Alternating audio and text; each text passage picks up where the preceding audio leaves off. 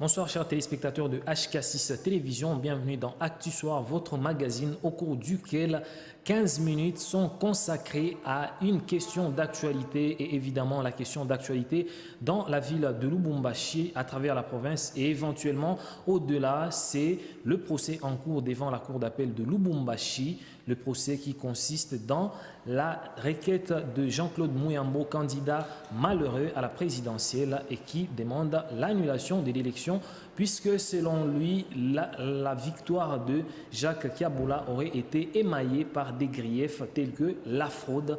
Pour parler de cette question, nous avons reçu pour vous ce soir Jérôme Malela, il est cadre au Front commun pour le Congo, la plateforme dont est également issu l'actuel gouverneur élu, à savoir Jacques Kiaboula. Messieurs, Jérôme Malela, bonsoir.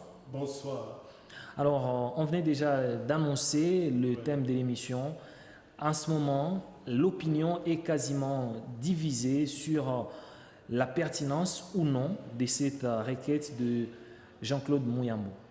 Bon, je crois qu'on ne peut pas au jour d'aujourd'hui dire que la population va à leurs occupations.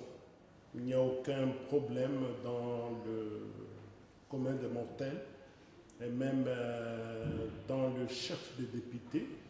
Il n'y a aucun problème, mais on était seulement surpris de voir que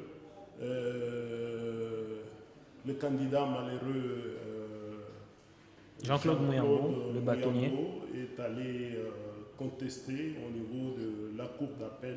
On nous a retrouvés. C'est ça la démocratie. Bon, personne ne peut lui empêcher de faire ça. Voilà, c'est tout ce que nous pouvons dire par rapport à ça. Alors, il remet en cause l'élection de Jacques Kiaboula. Il estime notamment que le fait pour le FCC d'avoir institué ce mécanisme de surveillance, puisque c'est l'assistance sur le plan de la loi, mais derrière, il y a des députés qui se font accompagner, même quand, estime-t-il, ils n'en ont pas besoin techniquement. Est-ce que ça ne décrédibilise pas l'ensemble du processus des élections de gouvernement? Je crois que l'organisateur de ce scrutin se l'assène. À ce niveau d'abord, lorsque les députés se sont retrouvés d'une manière générale dans l'Assemblée provinciale, chaque parti avait déjà un candidat. Ça, il faut retenir en tête. Bon, dire qu'ils se sont fait assister par des gens, des électeurs, ainsi de suite, ce n'est pas un problème, c'est pour que quelqu'un ne puisse pas commettre l'erreur en allant, par exemple, cocher un autre endroit. Ça s'arrive, ce n'est que normal. Alors, moi, je ne vois pas un problème à ce niveau, là où nous pouvons dire qu'ils étaient séquestrés à ce niveau. Non, non, non, non, non. Alors, entre nous, le problème est ailleurs. La loi prévoit certes qu'un député, qu'un électeur quelconque peut se faire assister, mais dans l'esprit de cette loi-là, il faut qu'il y ait besoin à cette assistance. Ce n'est pas que tout le monde, toute personne qui doit aller voter doit nécessairement se faire accompagner. Mais vous ne comprenez pas un peu l'inquiétude qui fonde même la requête de Jean-Claude Mouyambo, qui estime que certains députés quand même pouvaient librement voter, peut-être même en respectant la consigne du FCC, mais sans se faire surveiller parce que c'est ça qu'il fustige. Non, mais ce qu'il faut retenir, c'est quoi? Parce que au niveau de l'Assemblée nationale, lorsqu'on vote... Et si on est au niveau de l'Assemblée provinciale? Non, je dis bien, lorsqu'on est en train de voter les lois par rapport aux élections dans notre pays, là, les députés nationaux, je crois qu'ils devraient d'abord, à leur niveau, comprendre avant de voter ces lois-là. Vous comprenez? Ça aussi, c'est un aspect. Mais lorsque quelqu'un, comme nous avons vu, c'était dans la liberté qui se sont déroulés ces scrutins au niveau de l'Assemblée nationale. Il n'y a pas eu quelqu'un qui a été forcé ou se faire, forcé par quelqu'un pour qu'il vote pour tel ou tel, parce que des positions de chaque tendance étaient déjà connues.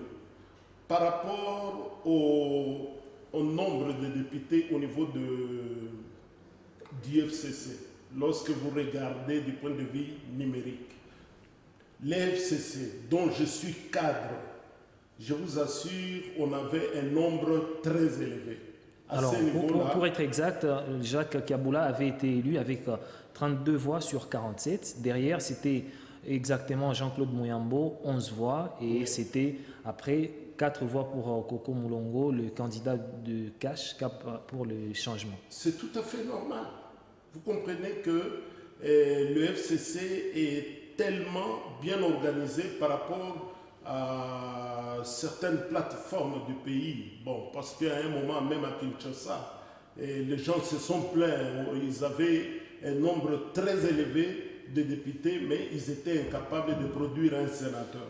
Donc, je ne veux plus aller au problème qui s'est déroulé au niveau de Kinshasa. Nous sommes dans un problème qui nous regarde, nous, ici, dans les Hauts-Katanga.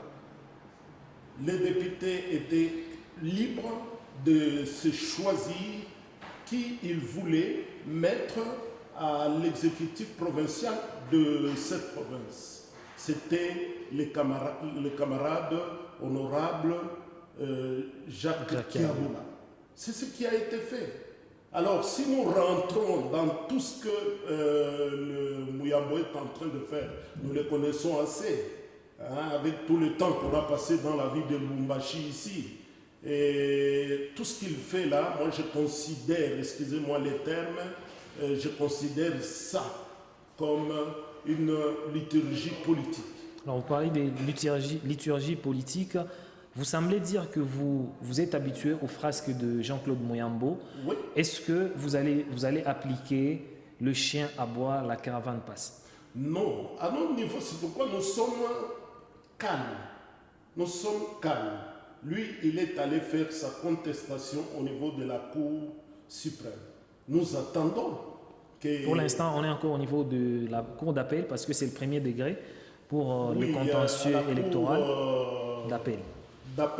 Nous attendons que l'on puisse, la sentence puisse tomber par rapport à cette contestation, puisque pour nous sommes réellement dans la paix, parce que nos députés ont respecté les mots d'ordre, ont respecté notre consigne. Voilà pourquoi nous pouvons nous sentir heureux au jour d'aujourd'hui avec un jeune élu comme gouverneur à la tête de cette province. Alors, indépendamment des intérêts partisans, que ce soit au niveau du CACH, au niveau du FCC ou encore au niveau d'Ensemble pour le changement, on a vu au sortir du bâtiment du 30 juin, la plupart des députés, pour au moins ceux qui avaient été approchés par nos reporters, ils avaient admis qu'il y avait des irrégularités. Et parce qu'on parle des irrégularités, est-ce que ça n'entache pas un peu l'élection de Jacques Kiaboula, sachant que la légitimité compte pour qu'un dirigeant soit accepté? Oui, quand vous parlez des irrégularités, il faut savoir les députés, ils étaient de quelle tendance. Ça aussi, c'est un problème. Puisque pour nous, nos députés, à nous, quand ils sortaient de la grande porte de l'Assemblée nationale, ils étaient tous heureux par rapport, parce qu'au résultat qu'ils avaient obtenu, ils étaient tous heureux. Mais il faut comprendre l'autre partie là, et ils ne devraient que dire des choses parce qu'ils n'ont pas réussi. Pour les irrégularités, c'est unanime. Il y en a eu. Il y a des députés du FCC qui sont d'accord avec. Il y a des députés qui ont participé à cette élection, qu'ils soient d'Ensemble ou de CACH, qui admettent qu'il y a eu ces irrégularités-là. Et parmi ces irrégularités, il y en a qui sont relevées par Jean-Claude Mouyambo. Et c'est comme ça peut-être que, quelque part, on sent qu'il y a de l'opportunité dans sa demande auprès de la justice. Non, monsieur le journaliste, je crois qu'à ce niveau-là, nous connaissons bien Jean-Claude Mouyambo. Nous le connaissons très bien. Lui, il aime toujours créer des problèmes là où il n'y a pas de problème. Et que dire du déroulement de l'élection, du vote lui-même? Le vote s'est passé convenablement. Est-ce qu'il y a eu un problème au niveau de ces scrutins? Alors, on va passer à un autre grief que Jean-Claude Muyambo soulève dans sa demande à la justice.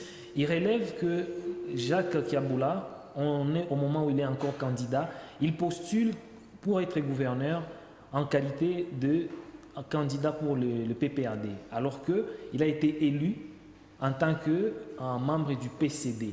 Il a été élu sur la liste du PCD, mais il postule sur la liste du PPRD. Ce flou-là, est-ce que ce n'est pas une cause de nullité un peu de cette candidature? Mais ce qu'il faut retenir, d'abord, lui, Muyambo, de tout le temps ici, qui ne connaît pas qu'il était le fondateur de ces SCOD, un parti qu'on appelait SCOD. Mais aujourd'hui, il est dans les AR. Non, AR, c'est la plateforme. En SCOD, c'est le parti politique qui appartient à la plateforme. Ben oui, chaque parti, il y a ce qu'il faut retenir, ce qui est important que nos auditeurs puissent comprendre aussi dans notre pays, il y a plus ou moins 700 partis politiques. On ne pouvait pas aligner chaque candidat dans un parti politique, non. On les a regroupés. C'est pourquoi, même au jour d'aujourd'hui, le PPRD est considéré comme PPRD et ses alliés. Vous comprenez? Alors, de la même manière, vous allez trouver, par exemple, il y a le regroupement qu'on appelle AAB, qui regorge à son sein plusieurs partis politiques. C'est de cette manière-là, c'est une organisation. Vous voyez, c'est une nouvelle donne dans notre pays que nos acteurs politiques doivent comprendre. Parce qu'il ne faut pas voter une loi et puis quelques temps après, vous commencez vous-même à contester. N'est-ce pas la loi qui prévoit, M. Jérôme Malela, que lorsqu'on a été élu sous la bannière d'un parti politique, d'un regroupement politique, et qu'on l'ait quitté, on perdait le mandat? C'est ça un peu qu'évoque le bâtonnier Muyambo. Le fait pour lui, certes, il y a cette mosaïque, ça c'est une organisation informelle, puisque ce n'est pas la mosaïque qui est reconnue au niveau des institutions, du ministère de l'Intérieur, c'est le parti PPRD, c'est le parti PCD. Derrière, vous pouvez vous organiser comme vous voulez. Mais dans le cas de figure, est-ce que le PPRD, le FCC, dans l'ensemble, n'a pas joué à un jeu dangereux? Non, mais ce qu'il faut reconnaître, c'est quoi? Parce que chaque citoyen est libre d'adhérer à un parti de son choix. De tout le temps ici, nous, dans cette ville de Lubumbashi, nous savions que le camarade Jean-Claude Muyambo, Jacques Kiaboula était membre du PPRD. Bien qu'ils avaient l'air mosaïque là, et ainsi de suite. Alors, au PPRD, au FCC, vous estimez pour la plupart que c'est moins une demande judiciaire qu'une demande politique. En quoi est-ce que ça peut consister de la part de Jean-Claude Muyambo de s'élancer dans une aventure comme celle-ci s'il estime qu'il ne va pas remporter cette bataille devant la justice? Bon, en fait, il y a beaucoup d'irrégularités. D'abord, lui-même, il fallait, le jour où il a déposé sa liste, la liste de sa candidature, il fallait attendre 8 jours pour qu'il puisse introduire sa requête. Mais ici, il est hors délai. Lorsque nous constatons, même lui, il est aussi dans l'irrégularité. Alors, merci beaucoup, Monsieur Jérôme Malela. Je rappelle, vous êtes cadre au Front commun pour le Congo, la plateforme dont est issu également Jacques Kiaboula, le gouverneur élu et dont la victoire au gouvernorat est contestée devant la justice depuis hier lundi. C'était d'ailleurs le premier acte de ce procès. Merci à vous tous d'avoir été de ce Actu Soir et dans quelques instants, les informations sur la chaîne Au-delà de l'imagination.